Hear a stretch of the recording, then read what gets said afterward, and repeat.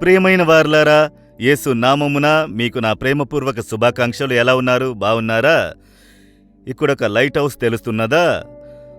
సహజంగా సముద్ర తీర ప్రాంతంలో ఆ పట్టణాలలో ఈ విధముగా లైట్ హౌస్ నిర్మించెదరు.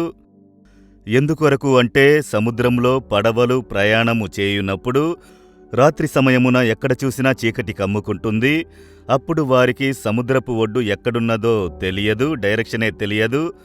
అయితే ఇందులో నుండి వచ్చే వెలుతురు ఉన్నది కదా, ఈ లైట్ హౌస్లో నుండి వచ్చే వెలుగు వచ్చి చీకట్లో ప్రయాణం చేసే దిక్కు తెలియని పడవలకు లేక బెస్తవారు చేపలు పట్టుటకు సముద్రంలోకి వెళ్ళినప్పుడు వారికి దిక్కు తెలియదు. సముద్రం మధ్యకు వెళ్ళి లోతున చేపలు పడతారు. అంతా చీకటి, ఇదే ఒడ్డు అని ఇంత దూరం ఉందని కనిపెట్టి సరి అయిన మార్గమున వారు ప్రయాణించుటకు ఈ లైట్ హౌసు సహాయముగా ఉండును. ఆ వెలుగు లేదనుకోండి, ఇది ఉండి ఏమి ప్రయోజనము? అందులో ఒక వెలుగు ఉండాలి కదా.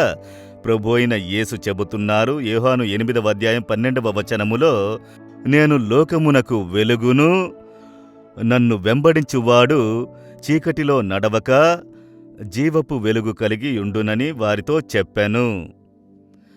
కనుక యేసుక్రీస్తు అయిన వెలుగు, ఈ లోకము చీకటితో నిండిన లోకము, పాపముతో నిండిన లోకము, శాపంతో నిండిన లోకము, సాతాను క్రియలతో నిండిన లోకము. కొన్నిసార్లు మనం చీకటిలో తడబడుదుము. ఏమి చెయ్యాలి? ఎలా చెయ్యాలి? జీవించగలమా? చీకటిలో ఒక తడబాటు, ఏ మార్గమున వెళ్ళాలి అని. ఆ సమయమున మీరు యేసువైపు చూస్తే ఆయన మీకు వెలుగు చూపెదరు. ఇదే మార్గము.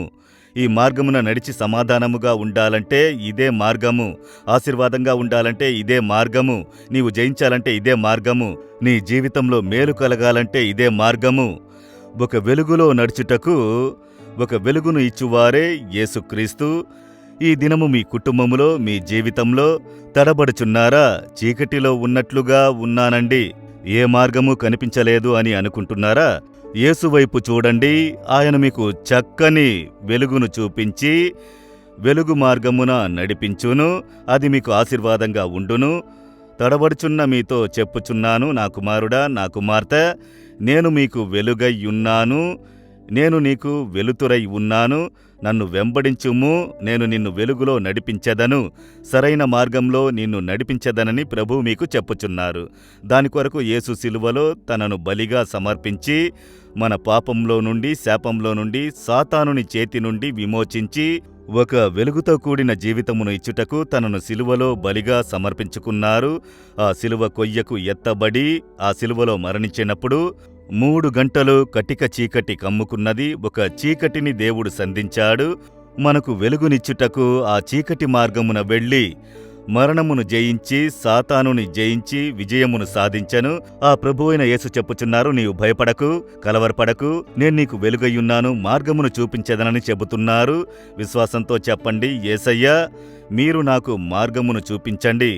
నాకు ఏ మార్గంలో వెళ్ళాలి, ఏం చెయ్యాలో తెలియలేదు. ఒక చీకటిలో తడబడుచున్నాను. నేను మిమ్ములను విశ్వసించుచున్నాను. నాకు ఒక వెలుగును చూపించి నడిపించండి.